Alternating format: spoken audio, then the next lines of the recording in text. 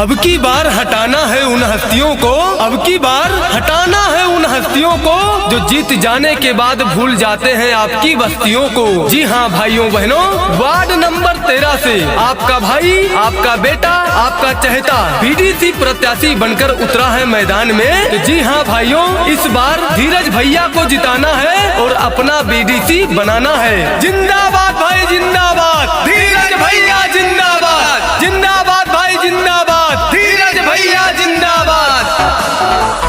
जीतेंगे बीडीसी चुनाव अब की धीरज भैया,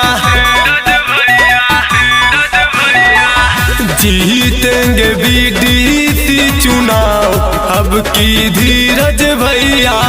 वार्ड नंबर 13 में गूंजे अब की नारा यही, वार्ड नंबर 13 में गूंजे अब की नारा यही। गौवा के यही बाटे शान मेरे धीरज भैया, जीतेंगे बीडीसी चुनाव अब की धीरज भैया। वादा नहीं ये करके दिखाएंगे, वादा नहीं ये करके दिखाएंगे, धीरज भैया पूरे इशारा पश्चिमी को चमकाएंगे, पूरे इशारा पश्चिमी को चमकाएंगे। तो जी हाँ भाइयों बहनों, अब की बार धीरज भैया को जिताना है और अपना बीडीसी बनाना है। और आपके साथ कंधे से कंधा मिलाकर चलने वाले धीरज भैया के पिता श्री राजेंद्र सिंह जी और चाचा राजकुमार जी और दारा सिंह जी। गाँव गाँव रोड बानी गाली गाली नाली हो, धीरज सिंह भैया अब की लाएंगे खुशहाली हो। गाँव गाँव रोड बानी गाली गाली नाली हो, धीरज सिंह भैया अब की लाएंगे खुशहाली हो।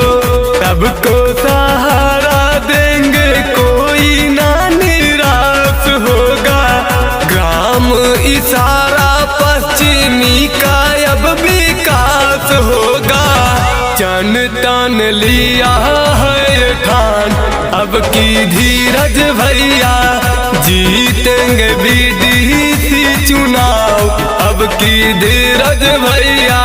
बहुत हो गया राजनीति अब गांव गांव चमकाना है, बहुत हो गया राजनीति अब गांव गांव चमकाना है। अब की धीरज भैया को इशारा पश्चिमी से जिताना है, अब की धीरज भैया को वार्ड नंबर 13 से जिताना है। तो जी हाँ भाइयों बहनों, आपके गाँव में रोड, नाली, खड़ंजा, बिजली इत्यादि की व्यवस्था बड़े भैया धीरज सिंह जी करवाएंगे। तो अब की बार बड़े भैया को जिताना है और अपना बीडीसी बनाना है।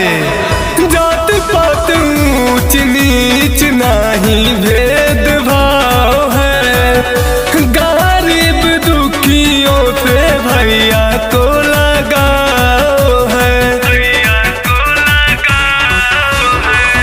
जात पात ऊंच नीच नहीं भेदभाव है, गरीब दुखियों से भैया को लगाओ है। चाचा चाची कहते यही, कहते यही दादा दादी, चाचा चाची कहते यही, कहते यही दादा दादी।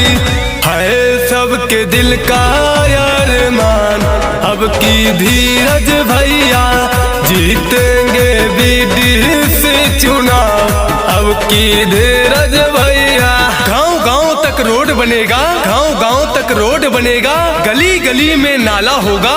अब की जीतेंगे धीरज भैया तो हर गांव में उजाला होगा। तो जी हाँ भाइयों बहनों, आप सभी को राशन कार्ड, आवास, वृद्धा पेंशन, विधवा पेंशन, जो भी सरकारी योजना का लाभ है वो आप सबको मिलेगा। तो जी हाँ भाइयों बहनों, अब की बार भूल न जाना और धीरज भैया को बीडीसी अपना बनाना।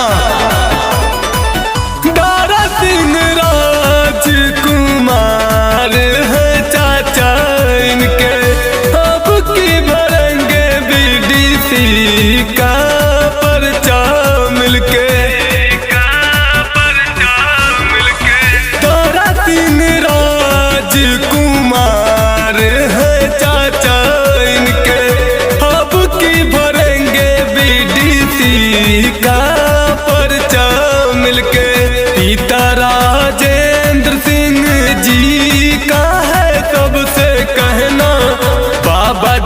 सिंह जी का भी है तो यही सपना, ऊंचा करेंगे गांव का नाम।